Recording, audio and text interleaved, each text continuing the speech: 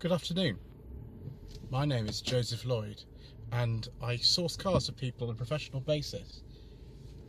Although most of the cars I source are between £1,000 and £5,000, very often I've been asked to show something a little bit cheaper on the channel, and so I came up with No Budget Reviews, the series where we look at cars that you can buy in good condition with an MOT for under £1,000 and you can enjoy driving. We don't film this in an expensive manner, we don't use separate microphones, we don't use fluid head tripods, we don't even use a DSLR, but we do have a lot of fun.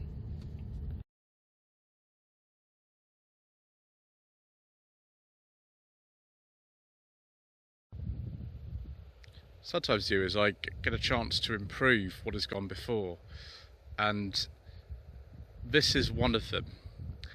This is a 2001 BMW 330i SE. It's been very kindly lent to the channel by Dan from Dan's Cars in the Country. He's already supplied quite a number of cars for this channel, both on No Budget Reviews and contingency reviews, such as the Vauxhall Vectra B, the Citroen BX and the Sanyong Rexton.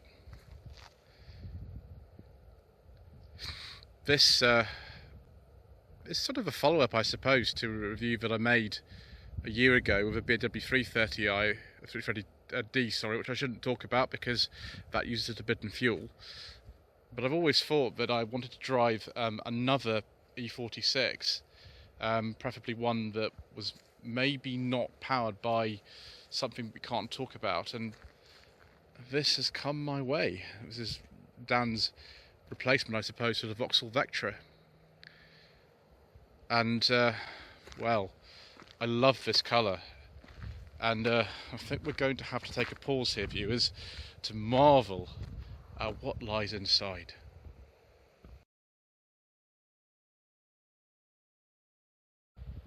Oh, viewers.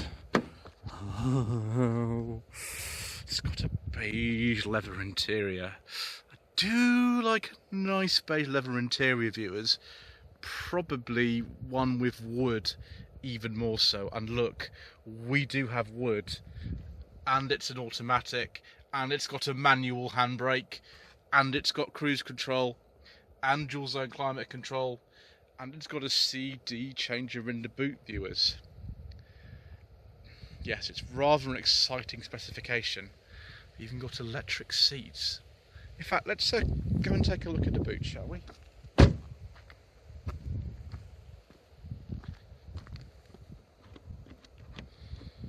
Hold on a second, viewers. Yes, the boot release was where I thought it was. It's a bit silly. Dan has very kindly actually taken that cover off so I can show you the CD changer in the boot, viewers. Oh, we do like things like that. So we can use our tapes and CDs at the same time. Warning triangle in its little holder there. Boot light. So you can see the seats do actually fold in this car as well. Don't know what this little tray here is for. Maybe that's where something interesting lives. Oh, there the battery lives, viewers. Twin boot lights, viewers. Luxury. Wonder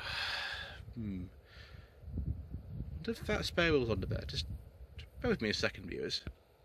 Wow. That was a right faff. But we did actually get there, and we do actually have a spare wheel, unlike the next generation of these which came along, where you tended to get a can of tyre sealant and little run flat tyres and things. Right, better put this back together now. Right, that's been dealt with. See, we've got a ski hatch and split folding seats. That'll be just interesting to see a little bit. And then also got this proper toolkit in here as well. Sign of a well looked after BMW is that we have the toolkit, and it's all here as well. Brilliant. Even the locking wheel nut keys there. Fantastic. Right, let me put this back and then we'll and have a look at the inside. Let's get in this side for a change. One of the things I've never quite liked about the E36 and E46 is the slightly cramped rear seats, particularly in the saloons. And it's not really improved particularly since the last time I was in here. I mean, it's not as bad as I remember, and we've got little touches like these courtesy lights on either side, which is nice. Also got an ashtray and a roller shutter. Sort of nets for storing things at the back. And a very, very, very nice armrest. No cup holders though, which is a bit of a shame. And does that come off to... It does. Yes. Oh. And we've got a ski bag. Yes, viewers, a ski bag. Wonderful. That was nice, viewers. And so is this wood trim. It's not a 318 this time, viewers. It's the SE model with rear side airbags. Viewers. I do like it very much. And just more beige leather interior and wood.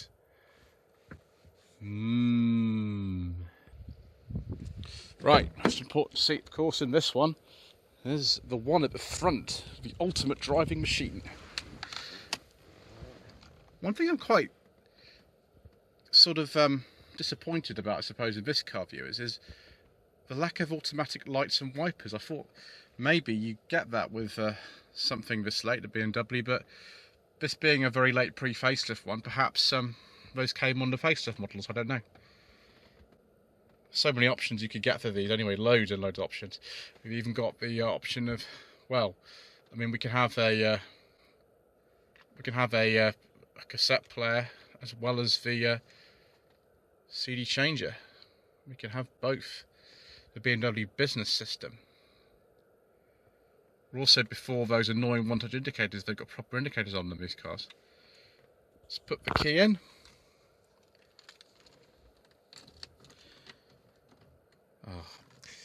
I have to turn the steering wheel to actually turn the ignition on, so I'll just have to ask you to bear with me again, viewers. Ah, excellent. So if I turn, yes, we can have those on. Okay. Front and rear fog lamps, variable dimming instrument display, very simple light switch, and there we go. Lot of check lights on, and suddenly the door is open. Let me see if the door can be not open. Yes. And there we are, dual zone climate control. Heated seats, you've got traction control as well, that's probably a button for turning it off. Like on a lot of 90s cars though, or at least ones designed in the 90s, the electric window switches are all still in the middle, which is a cost cutting measure, but that's generally where they were for many cars. That funky armrest thing, which probably was great about 20 years ago, is showing its age, but this car dates from 2001. You can't really expect it to be perfect, can you? I'll just have to put that back a little bit later. Sorry, Dan. Let's see if my secret mission documents go in the glove box. Come on. Yes! Yes, viewers. Oh, viewers, we're getting there.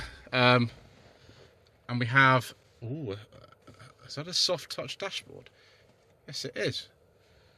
This is shaping up to be rather an agreeable prospect, viewers, and we can close that little storage area there. I imagine some of these would have tapes in them. That's probably down there.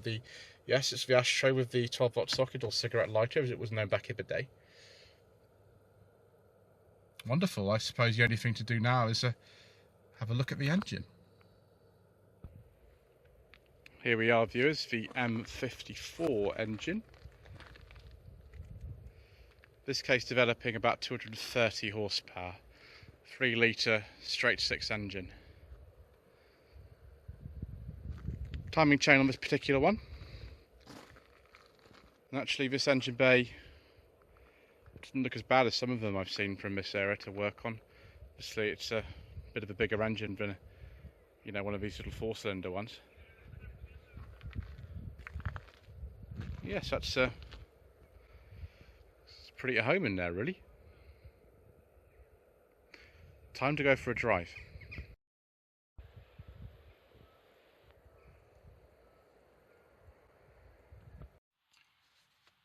Right, viewers, before we completely lose all this light, let's look at some BMW E46 3 Series engines.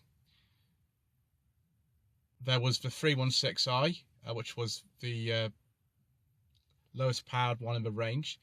From 1990 to 2001, that was a 1.9 engine developing 103 horsepower. From 2001 to 2005, it was a 1.8 with 114 horsepower. I'm not going to bother with the engine codes today, viewers, apart from the M54, which is in this car. The 318, one of the launch versions of the E46, from 1998 to 2001, had a 1.9 engine with 120 horsepower. And then from 2001 to 2005, it was a 2 litre 140 horsepower. The short-lived initial version of the 330i from 2000 to 2001 was a 2 litre 170 horsepower. In 2001, that got a 2.2 litre engine with 167 horsepower. The 323i didn't last very long. That was effectively replaced by the 320 and the 325. That lasted from 98 to 2000, and it had a 2.5 litre engine with 170 horsepower. The 325 itself, from 2000 to 2001, it had a 2.5 with 192 horsepower, and then in 2001 it got an upgrade to a different engine, but the power output dropped slightly, but it's probably due to Euro 4 emissions, 190 horsepower. Last two in the standard range was 328i, which was only available for 2 years at the beginning, so 98 to 2000.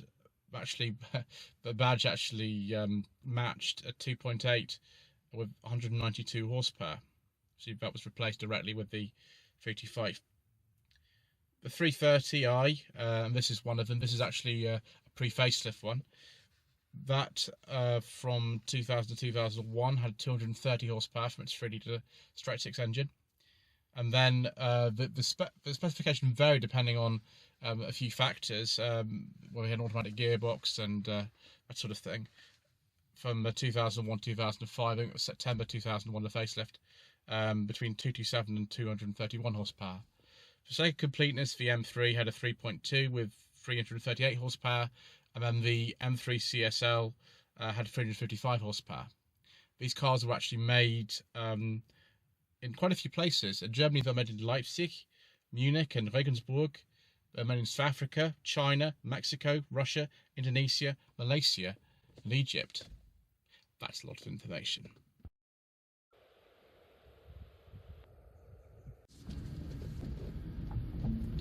Right, viewers, time for my 6-cylinder M54 powered launch into the world of E46s. One thing I'm noticing straight away about this car is the steering, and wow, the steering is pin sharp accurate. The test drive that I had of the 330d, which I shouldn't be talking about, last year, didn't really last very long, and so I'm very pleased to get this actually out for a little bit longer and on some faster roads. Straight away you can feel that 230 or so horsepower coming through the rear wheels. I'm pleased that we well, covered the power outputs a little bit earlier on, because there's just absolutely no way that I could ever go through and just remember all those, because there's so many, even if we don't talk about the diesels on this channel.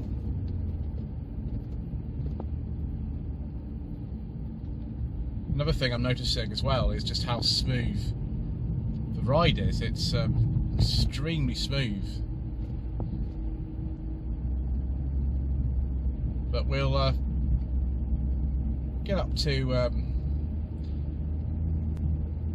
some slightly faster speeds, and with some roads that aren't as well surfaced as this, and we'll see how we go. So here we are on the A361. Just got to be careful not to go too fast in this, because I feel like I could sort of do like a rally stage in this. The car feels that planted, and it feels that trustworthy, although I'm aware it is a powerful rear-wheel drive car, and so I better not get too enthusiastic. And of course on this channel we do drive moderately and modestly, but I can see why Dan really loves this. He went to work in this car today, and I think he had something of an enjoyable time on the way home. I don't find that at all surprising.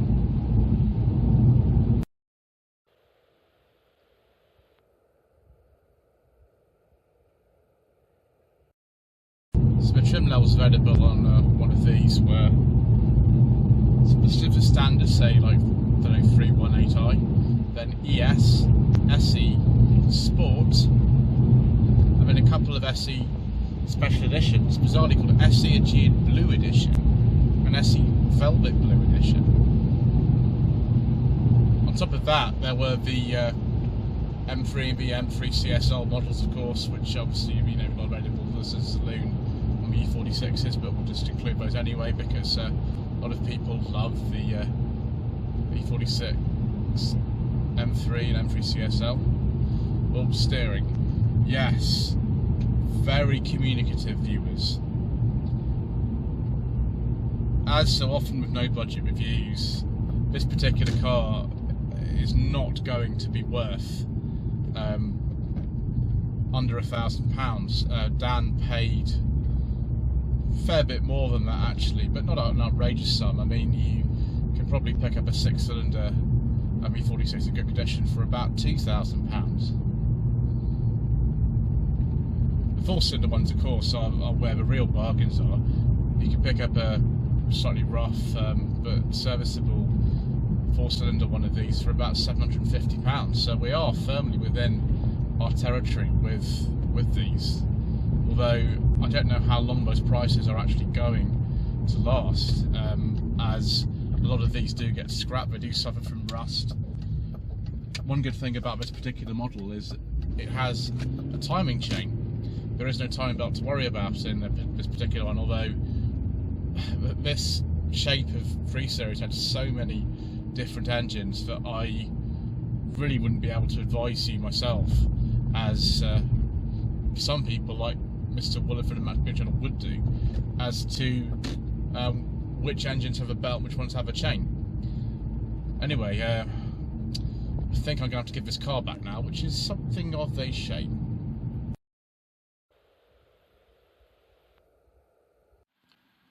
So viewers, a petrol BMW E46, is this something that you should consider? Well, there are a lot of these still around actually, although the numbers are declining now because the values have been relatively low for quite a long time. I don't see why not. A lot of these people were using for drift schools and all the kind of stuff, so you want to avoid a car that's had that kind of life. And maybe if you can stretch your budget slightly, you can get something like this. Dark green with a beige leather interior. I do like a nice beige leather interior, viewers. Anyway, thank you for watching this episode of No Budget Reviews. Please don't forget to subscribe to the channel for some more interesting new videos. Don't forget to like this video, leave a comment below. Social media links are down below, and if you want to turn notifications, that would be wonderful, and you can be informed directly of new uploads. Thank you ever so much indeed once again for watching.